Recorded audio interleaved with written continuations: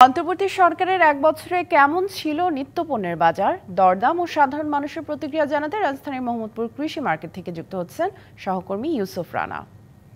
ইউসুফ, এই সপ্তাহে বাজারে দরদামের চিত্রের পাশাপাশি জানাবেন সরকারের এক বছর নিত্যপণ্য নিয়ে সাধারণ মানুষের প্রতিক্রিয়া।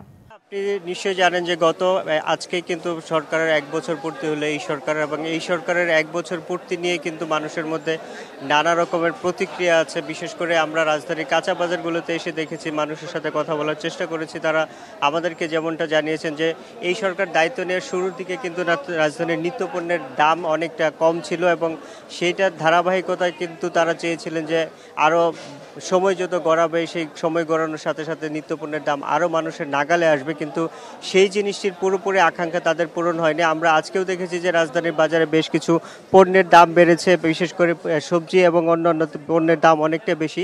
আমি একটু আপনার সাথে কথা বলতে চাই যে আমরা তো দেখলাম যে এই সরকারের এক বছর পূরণ হয়েছে, তো এই এক বছরের নিত্যপণ্যের দাম বাজার কেমন ছিল, কি মনে হয় আপনার? মোটামুটি স্বাভাবিক কিছুটা, এখন একটু বাড়তি, তবে আগে কমই ছিল। শাইনি চুলে এখন হবে সব হেয়ারস্টাইল। সিল্কোর দ্বিগুণ শাইনি চুল প্রতিদিন। মানে আপনার প্রত্যাশা যা ছিল সাধারণ মানুষ হিসেবে, ক্রেতা হিসেবে, সেটা কি পূরণ হয়েছে কিনা? না, তাই না, অন্যান্য ক্ষেত্রে ব্যর্থ, সম্পূর্ণ ব্যর্থ। তাহলে আপনার চাওয়া কি এই সরকারের কাছে? এই সরকার কিছু চাওয়া নাই।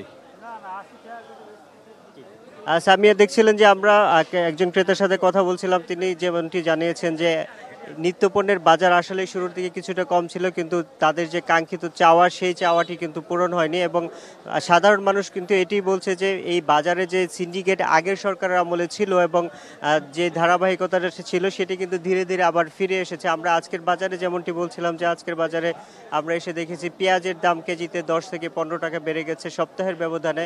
ব্রয়লার মুরগির দাম বেড়েছে এবং মুরগির ডিমের দামও কিন্তু অনেকটা বেড়েছে গত সপ্তাহের তুলনায়। এই যখন পরিস্থিতি, তখন সাধারণ মানুষের চাওয়া যে বাজারে যে সিন্ডিকেট আছে, আগে যে সিন্ডিকেট বজায় ছিল সেই সিন্ডিকেটটি কিন্তু পুনরায় ফেরত এসেছে। এই সিন্ডিকেট যেন ভাঙা হয় এবং নিত্যপণ্যের দাম সাধারণ মানুষের নাগালে যেন নিয়ে আসা হয়। সামিয়া, এই ছিল এখানকার সর্বশেষ খবর।